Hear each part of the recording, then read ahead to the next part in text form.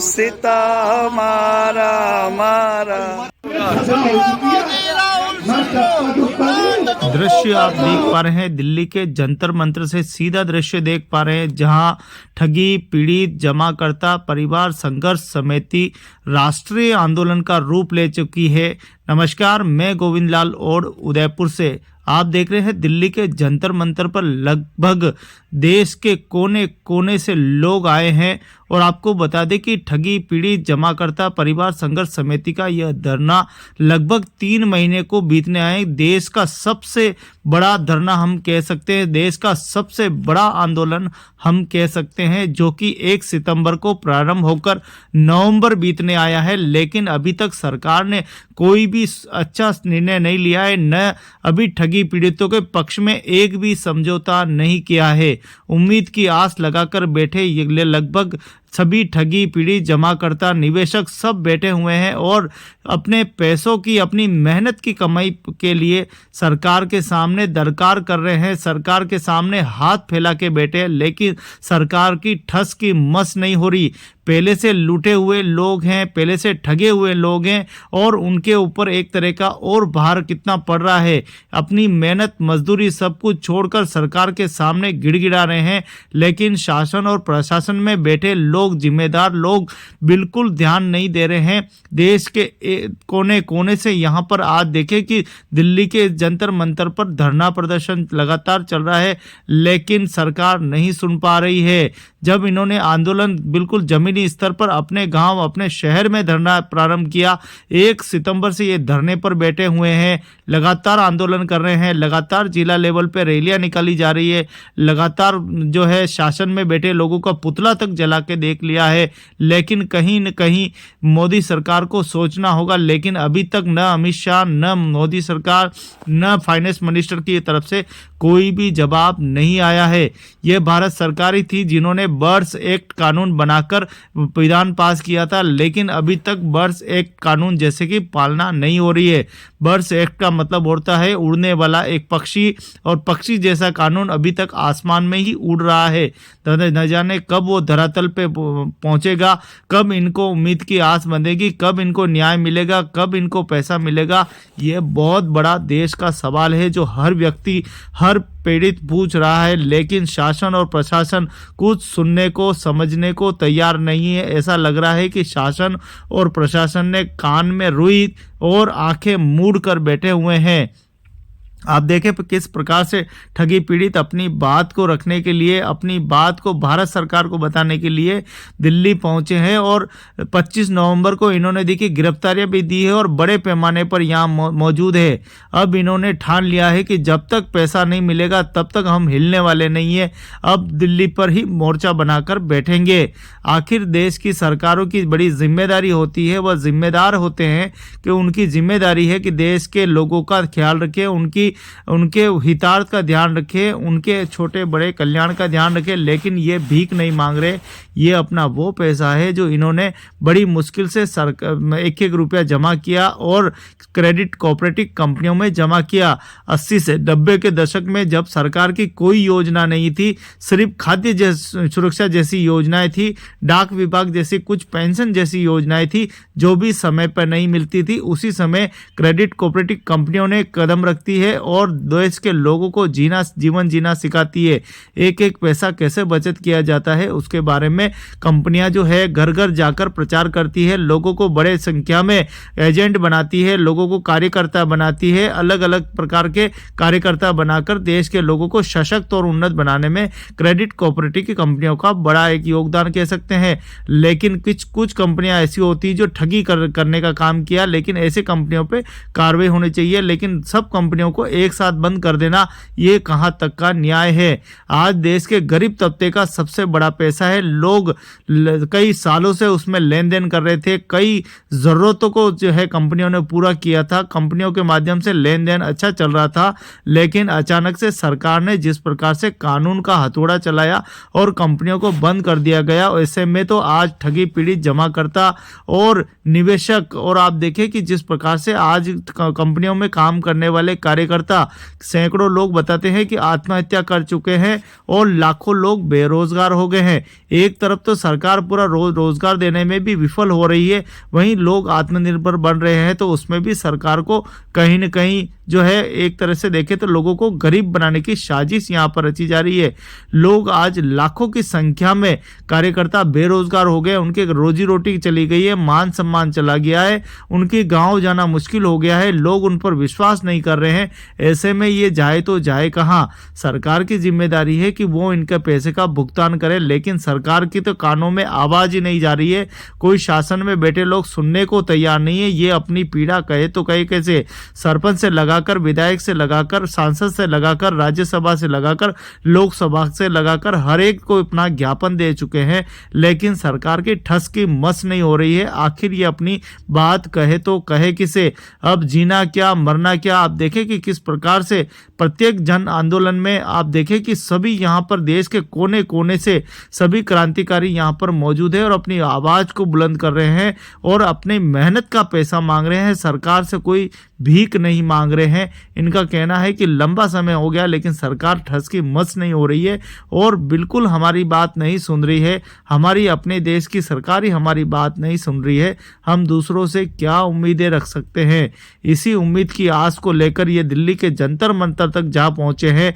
अब सरकार से ये कहना है कि जब तक पैसा नहीं मिलेगा हम यहाँ से हिलने वाले नहीं हैं। जब तक सरकार जो है बर्ड्स एक्ट कानून बना दिया लेकिन लोगों का ब्याज सहित पैसों का भुगतान नहीं करेगी, तब तक हम यहाँ से जंतर मंतर से उठने वाले नहीं हैं। देश का सबसे बड़ा आंदोलन हम कह सकते हैं, देश का सबसे बड़ा धरना जो कि 450 स्थानों पर एक साथ एक जगह जो धरना है वो हो रहा है और लगातार ये जो विरोध कर रहे हैं कि हमें हमारा जो मेहनत का पैसा है वो हमें वापस चाहिए। इसी आंदोलन का जो है लंबी तैयारियां की जा रही है और लंबे समय से जो है मेहनत के पैसों की जो है मांग की जा रही है। देखने वाली बात यह कि सरकार कब सुनेगी और कब जो है पैसे का हमारा सारे जहां से अच्छा हम बुलबुले इसकी ये गुलसिता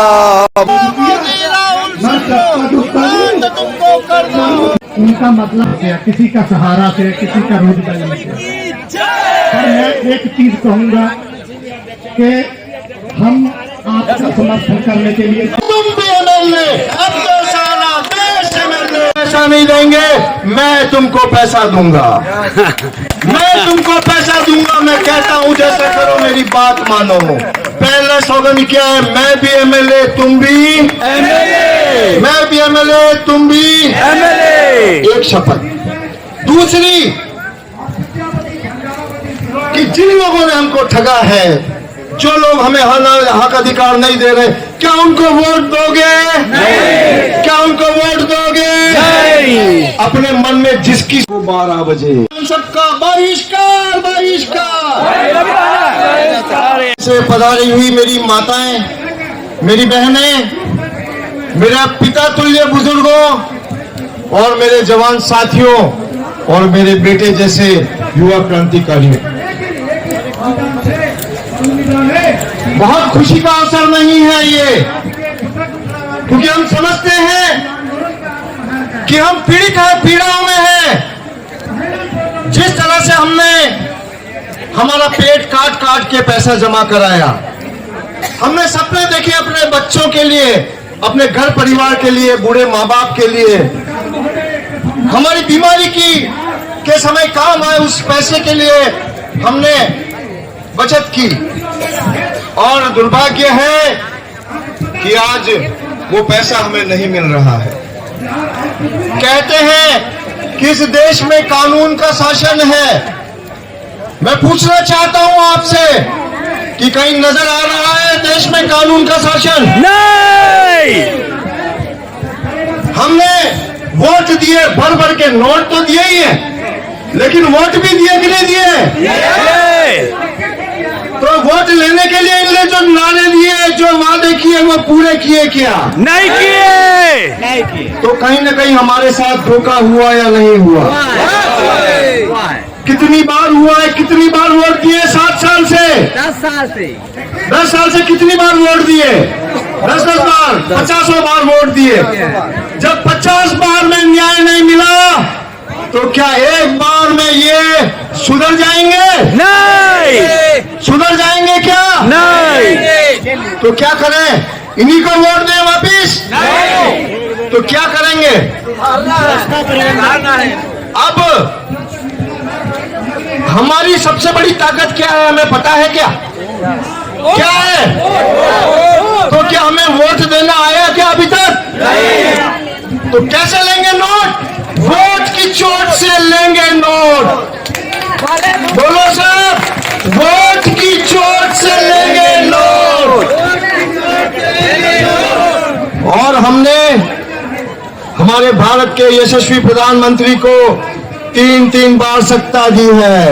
कितनी बार? 3 बार। कितनी बार? 3 बार। 400 पार तो हुआ पंचर, अब नहीं होगा चौथी बार। अब नहीं होगा चौथी बार।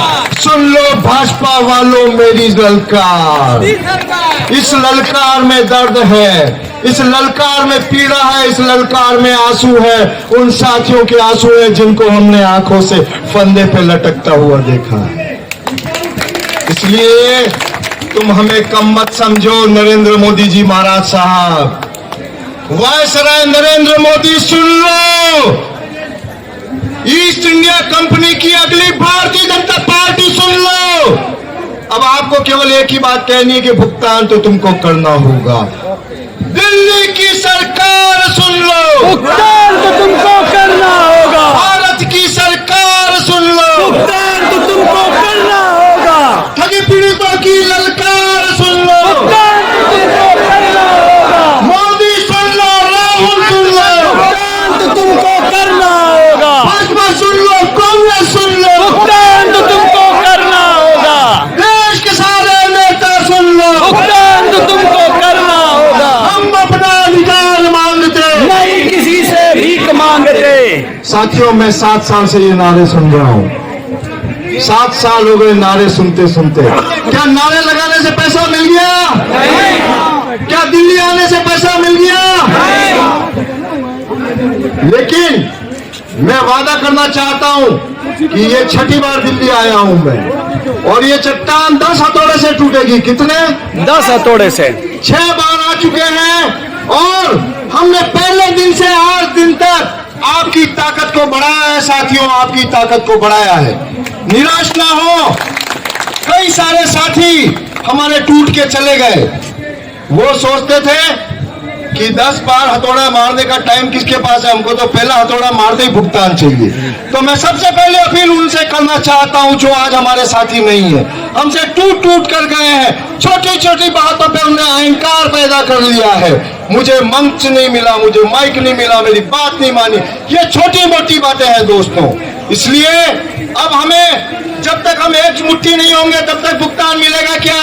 नहीं। इसलिए मैं आज एक घोषणा करना चाह रहा हूं कि आज के बाद, एक तो आप सभी अपने इतिहास में डायरी लिखते हो नहीं लिखते हो?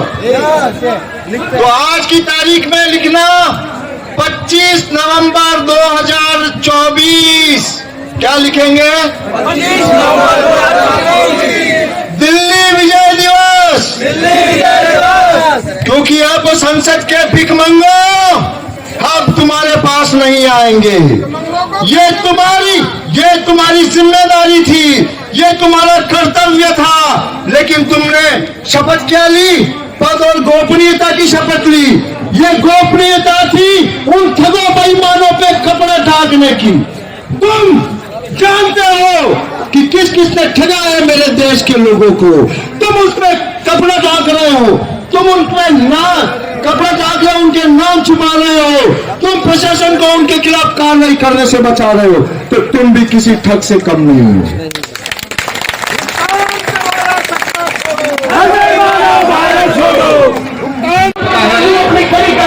हम लोग यहाँ पर अपने जमात लेने के लिए एकत्रित हुए हैं और आज जो व्यवस्था की संसद की जुलाई की इसके लिए आप सभी लोग अपने अपने क्षेत्रों से अपनी अपनी पवित्र नदियों का जल लेकर के भी आए होंगे।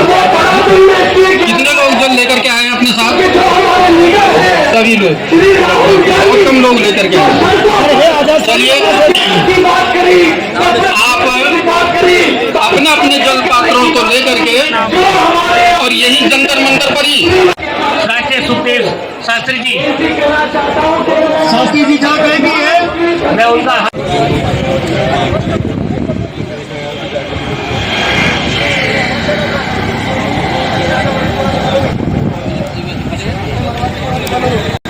समस्या हमारी ये है कि हमें जो हमने पैसा जमा किया था वो पैसा नहीं मिल रहा है। कितने साल हो गए? तो करीबन 8 साल हुए। 8 साल से आप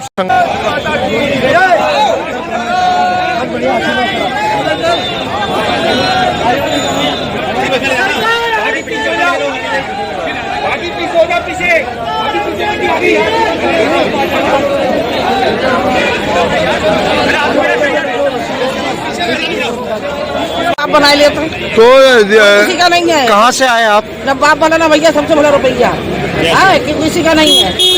तो ये आपको जब कोई हो है। तो आपको क्या कहाँ से आए आप? हम इधर आए ना बाप के लिए साइड से। तो क्या इतना साल से समस्या हो रहा है? इतने नेता थे करे था बीमा एजेंट थे।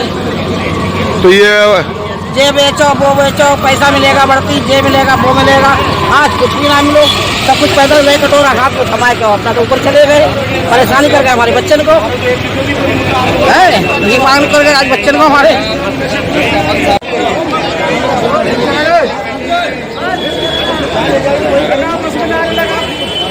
बस में खूब नारे लगाओ, बस में बैठ के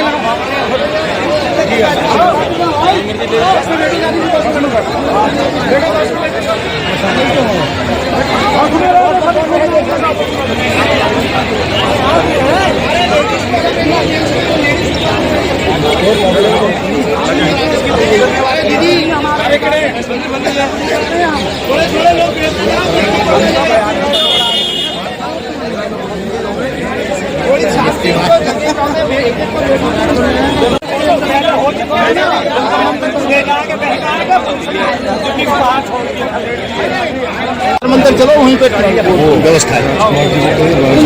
जंतर मंदिर जंतर मंदिर व्यवस्था हाँ वो कर लेगा। नहीं एक बार इन्फॉर्म कर दो कि कह दिया है मैंने उसको, कह दिया है। ये दिल्ली का दृश्य है।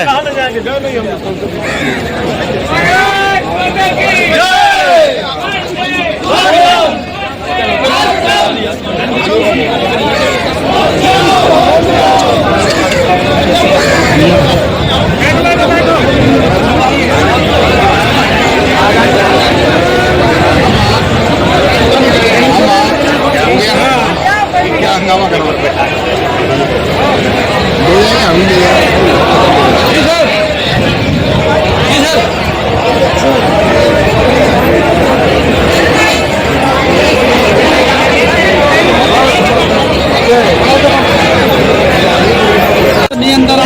अपन शांति से बैठे, कोई ताली नहीं बजाना, कोई नारे नहीं लगाना, शांति से बैठा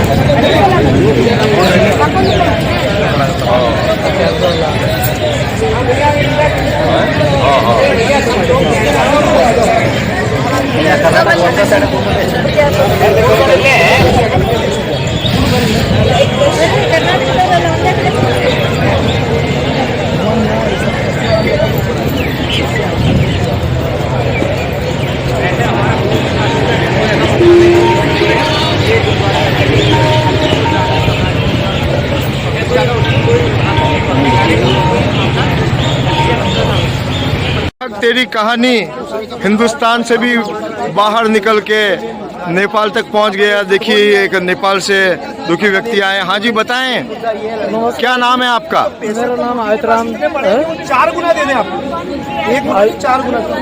मेरा नाम आयतराम है। मैं जंतर मंतर में हमारा नेपाली कम से कम 50% नेपाली हमारा, किसी का गोबर किसी का। एक योगी जी नाम कमा रहे हैं उत्तर प्रदेश में और एक ये राजस्थान के योगी जी हैं ब्रजमोहन जी योगी साहब, और काफ़ी समय से पीड़ित हैं तो योगी जी बताएं, क्या इतने साल हो गए संघर्ष करते हुए, इस संघर्ष की यात्रा में आपने क्या अनुभव किया?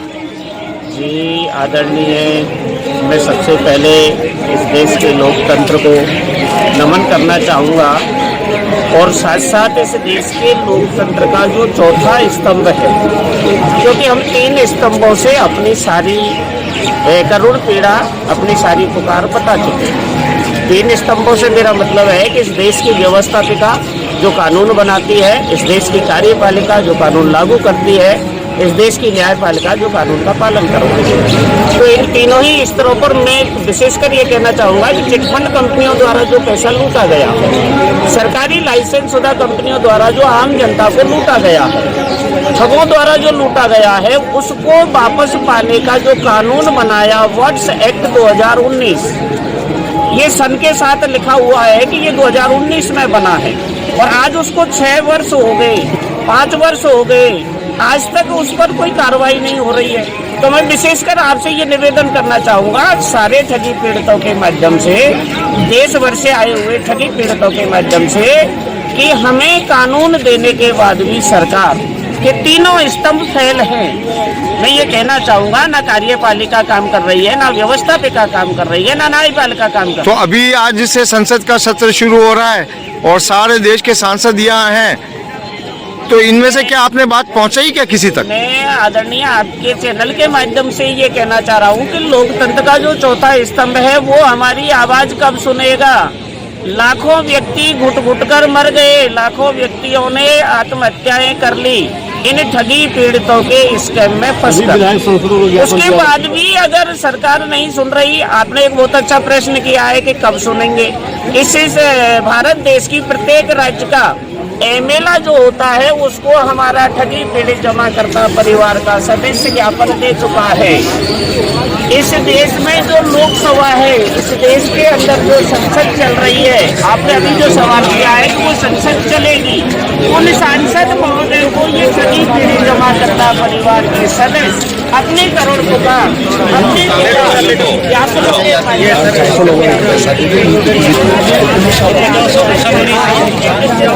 जागरण आंदोलन चल रहा है, ये 1 सितंबर से चल रहा है। अब आप सबसे एक सवाल, राजतंत्र में राजा दोषी, लोकतंत्र में कौन? देखिए, आपने ये बहुत अच्छा प्रश्न किया है कि लोकतंत्र में दोषी कौन है। लोकतंत्र में दोषी हम हैं, क्योंकि इस देश के भाग्य विधाता हम हैं, हम मतदाता हैं, हमारे ही वोट से इनकी सरकार बनती है। और जब हमारे वोट को अगर ये लोग तवज्जो नहीं दे रहे हैं तो वाकई में हम जो कह रहे हैं ना, वो फिल्म के अनुसार कहते हैं कि अभी तो ट्रेलर देखा है 2024 में माननीय मोदी जी, आने वाली हर वर्ष आपको इसका फिल्म का अगला रिकॉर्ड दिखाई देगा। कि देश के कोने कोने से, महाराष्ट्र क्या, कर्नाटक क्या, राजस्थान क्या, यूपी क्या, दिल्ली क्या, हिमाचल क्या, आज पूरा भारत, तेलंगाना क्या, सबल क्या, निर्बल क्या, दिव्यांग क्या, सबलंग क्या, महिला क्या, युवा क्या, सभी लोग ठगी पीड़ित हैं। और आइए अब बात करते हैं। नमस्कार बाबा जी। नमस्कार। कहाँ से आए हैं आप, थोड़ा बताएंगे? हम कर्नाटक से आए। अपना परिचय दें और क्या पीड़ा लेकर आए हैं आज दिल्ली आप? ये चिटफंड कंपनी वाले अभी डूबे ना, उसके बारे में यहाँ रैली करने आए हैं अभी। तो ऐसा क्या वहाँ पे कानून है, कायदा है, मुख्यमंत्री है, पुलिस है, सब है, फिर भी आपको न्याय क्यों नहीं मिल रहा है? अभी सेबी अंडर सब हमारा ये कंपनी का आस्ती जब्त कर ले, उसके बारे में अभी बर्ड्स एक्ट कायदे जारी करना कर को हम इधर दिल्ली को आए। तो ये बर्ड्स एक्ट किसने बनाया? वो कानून के गरीब का लोग का पैसे डूबे सो अभी देना कर को एक कानून बनाया संसद में 2019 में ये कानून बनाया बर्ड्स एक्ट कायदे। तो आप क्या कहना चाहते हैं, जो ये संसद के अंदर बैठे लोग जो चुनाव के पहले आपके पास आए थे? आए थे, अभी हमको भरोसा दिया था अभी चुनाव होए बाद अभी तुमको पैसे दिला दे तो कर को मोदी साहब और सभी निर्मला सीतारामन अभी बोला था हमको, चिटफंड कंपनी वाले सब गरीब लोगों को। तो क्या चुनाव होने के बाद जो उन्होंने बोला था वो कर रहे हैं क्या वैसा? नहीं अभी कर नहीं, उसके बारे में अभी यहाँ मुस्कर को आया है अभी। जी, तो अब आगे क्या करेंगे आप? अभी क्या आगे क्या, अभी हमें लड़ रहे हैं, अभी लड़ को अभी हमारा पैसे सब देशवासियों को गरीब का पैसे दिलाने के वास्ते अभी हम सब चिटफंड कंपनी वाले यहाँ मिलकर अभी आंदोलन कर रहे हैं अभी। ठीक है। मीनाक्षी और हम ठगी पीढ़ी जमा पीड़ित हैं, इसलिए हमारे जो कानून वर्ष एक्ट कानून को लागू करवाने के लिए क्या उस कानून को लागू करके हमारा पैसा दिलाने के लिए हम सब लोग आए। तो आजाद साहब के लिए क्या कहेंगे आप? बहुत बड़ा धन्यवाद है इनका बहुत बड़ा त्याग है। अभी तो हम ये कर बैठे हैं, अभी कहाँ हम आ पा रहे थे। कहा जाता है कि भारत देवभूमि है, उस देवभूमि भारत में भी हिमाचल से आई हमारी बहना है। बहना बताएं आप अपना नाम और परिचय। जय हिंद जय भारत। मैं कुंदन देवी रिकांगपिओ से आई हूँ और मुझे श्री मदन लाल आज़ाद जी ने प्रदेश अध्यक्ष चुना है और इसी नाते में 4-5 जने लेके मैं यहाँ दिल्ली पहुँची हूँ। क्या दर्द है आपका? बहुत दर्द है हमारे को, जितने हम लास्ट चाइना बॉर्डर के साथ हैं हम, है ना, वहाँ तक आ गए ठगी पीड़ित और हमारे को वहाँ से ठग के ले गए। 3-4 साल अच्छा से चला, उसके बाद बंद हो गया। तो हम मतलब जितने भी हैं हम लोग सब आज क्या कहते हैं वो लोग जो आपसे पैसा ले गए? वो लोग ने तो मुझे FIR लॉन्च करा दिया, मेरे को जेल में लगाने को तैयार हो गए। आपको उल्टा? हाँ जी। वारे भारत वारे हिंदुस्तान। जो मेन थे उनको पकड़ा नहीं और मेरे को पकड़ा। तो अब आज क्या दिल्ली आप आई हैं, तो क्या उम्मीद, क्या सपना लेकर आई हैं? उम्मीद यही है कि बस एक लास्ट, चाहे हम लोग जेल में जाए मरे कुछ भी हो, हम यहाँ से कुछ न कुछ अच्छा पॉजिटिव समाचार लेके जाएंगे हम। इस wasted time Himachal, Bihar, UP, Delhi, Rajasthan, Hindu, Muslim, Sikh, ईसाई ठगों ने सबकी बैंड बजाई और किसी को भी नहीं छोड़ा है इन ठगों ने। ये भी बहुत चालाक लोग हैं। आइए बात करते हैं हम। सत श्री अकाल जी। सत श्री अकाल जी। अपना परिचय दें आप। मेरा नाम कश्मीर से, यूपी बरेली से हूँ मैं जी, और इसी ठगी पीड़ित परिवार से हूँ। तो बताएं कि क्या दास्तान है आपकी, क्या दुख है, कितने साल से पीड़ा भोग रहे हैं? 17 से लेके ये पीड़ा भोग रहे हैं। 16 के बाद जब कंपनियां सारी बंद कर दी गई, बंद हुई नहीं थी, बंद कर दी गई, उसके बाद जो पब्लिक का दुख था वो एजेंटों के सिर चढ़ के बोला। एजेंटों के ऊपर इतना प्रेशर बना, ये पैसा आप लोग करवाएंगे, आप लोगों ने फर्जी कंपनियां बनवाया, जबकि ये कंपनियां फर्जी नहीं थी। ये सरकार अच्छी तरह से जानती है, हम और आप भी जानते हैं, मीडिया वाले भी जानते हैं। और हर बार जो प्रयास हम लोगों ने किया, पेमेंट लोगों को दिलवाने का किया। क्यों? कि जैसे जैसे सरकार से हमें आश्वासन मिलता था कि आप पेपर जमा करो, हम 1 में आपकी पेमेंट दे देंगे, उसी आश्वासन को हम पब्लिक के सामने पेश करते गए। लेकिन वो सारे की जगह हम लोग जो थे झूठे साबित हो गए। वो 180 दिन की जगह आज 2 साल होने जा रहे हैं पेपर जमा करने के बाद, कोई भी हल नहीं है। तो काफी सारे नेता हैं, नीचे जमीन से लेके संसद तक नेता ही नेता है, तो आपने इनसे भी बात की होगी? सर, आप जानते हैं कि नेता क्या होता है। नेता उतनी देर के लिए होता है जितनी देर डब्बे में वोट नहीं पड़ता है। जब वो पब्लिक के पास आता है, हाथ जोड़ता है, गिड़गिड़ाता है, गधे को बाप कहता है, उस टाइम तक वो नेता होता है। जब जीत जाता है तो वो बाप बन के सबका वो पूरा महाराज बन जाता है, फिर किसी को चौखट पे चढ़ने नहीं देता है। आज हम जिस नेता के पास गए हैं, ये मेरा पहले से लेकर टारगेट था कि हम पहले MLA से मिलेंगे, फिर MP से मिलेंगे, उसके बाद MLC से मिलेंगे, सबको मिलेंगे। लेकिन किसी ने भी जीतने के बाद जो हमसे पहले वादा किया था, उस वादे पे कोई भी खरा नहीं उतरा और किसी विधायक MP ने बात सुनने को तैयार नहीं है। हर आदमी हमसे जाने के बाद यही कहते थे ऐसी कंपनियों में क्यों जुड़े थे। लेकिन मेरा एक भी सवाल है, आप अगर ये बात आगे पहुंचा सकते हैं कि जिस कंपनी ने गवर्नमेंट को टैक्स दिया या जिस एजेंट ने गवर्नमेंट को टैक्स दिया, क्या वो फर्जी हो सकता है? अगर मेरा लीगल एडवाइजर जेटली था, सर मेरी बात एक ध्यान से सुनिए, जिस कंपनी में आज पल्स की ही बात करता हूँ, हमारा लीगल एडवाइजर अरुण जेटली जी ने जब लीगल था, जब तक वो था लीगल था, जब वित्त मंत्री बनने के बाद अनलीगल कैसे हुआ, इस बात का सवाल का जवाब हमें आज तक नहीं मिला। तो इस देश को ठग बेईमानों से मुक्त करने की आवश्यकता है, लग रहा है आपको, और कैसे करेंगे? इसमें अगर सरकार साथ दे तो ठग कोई नहीं है।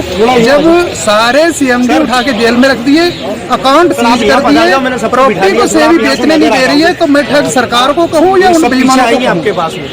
मैं इस सवाल का जवाब चाहता हूं सरकार से कि जब आपने सारे सीएमडी जेल में डाल दिए हैं, जिनमें से कुछ मर भी गए हैं, बैंक अकाउंट सारे सीज कर दिए, सेवी जमीन बेचने नहीं दे रही और कह रही इनका पैसा दो, तो वो कितने सालों से ये चल रहा है? 17 से लेके चल रहा है, 16 में सारा से लाइव आपके सामने है। और देखिए आपके पीछे किस तरह से देश भर के ठगी पीड़ित लोग, जिन्होंने अपनी जीवन भर की जमा पूंजी गंवा दी है, किसी ने अपना भाई गंवा दिया है, किसी ने पति गंवा दिया है, किसी ने बेटा गंवा दिया है और किसी ने पापा गंवा दिया है। ऐसे लोग, दुखी लोग जो 7 सालों से न्याय के लिए, हक अधिकारों के लिए लड़ रहे हैं और आज भी इनको इससे जुड़े और तैयार रहें।